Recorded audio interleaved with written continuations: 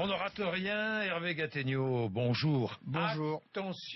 Attention face au terrorisme, à la tentation du repli. C'est une menace. Que voulez-vous dire, Hervé? On commence à voir ce que le magnifique enthousiasme du défilé du 11 janvier pouvait avoir de trompeur. Des millions de Français ont défendu les libertés et les valeurs universelles de la République ce jour-là. Mais quant aux moyens d'affronter réellement, concrètement la menace terroriste, on voit bien qu'il y a une tentation qui existe profondément en France de tirer en sens inverse en quelque sorte, c'est-à-dire de faire primer les impératifs de sécurité sur la garantie des libertés.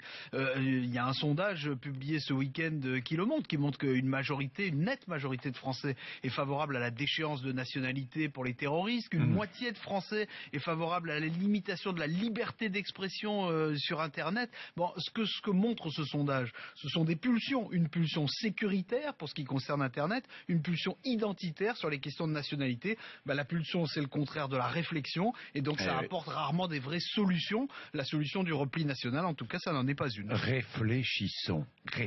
Entrons dans le détail. Vous trouvez que l'idée de retirer la nationalité à des Français qui ont commis des actes contre leur pays est une mauvaise solution?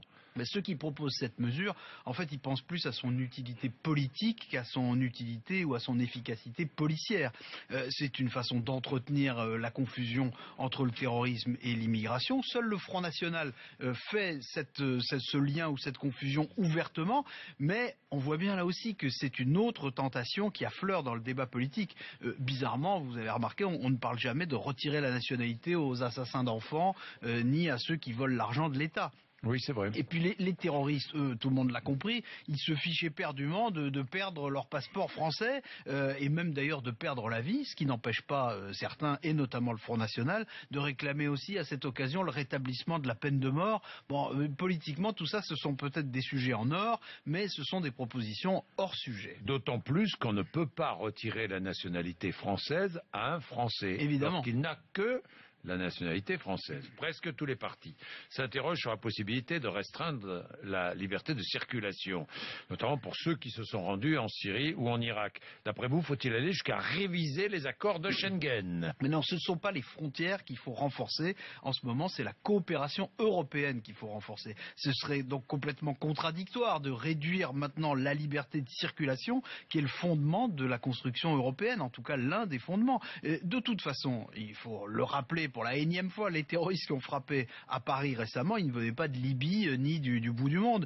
Ils étaient français, ils venaient de France, de la région parisienne. Le fait d'aller dans des pays où les réseaux terroristes ont la main pour former leurs combattants, ça peut bien sûr être un motif de surveillance pour nos services. Mais sur quel fondement juridique incontestable est-ce qu'on pourrait interdire à un Français de rentrer dans son propre pays, même quand il est parti en Syrie ou en Irak? Franchement, on demande à voir.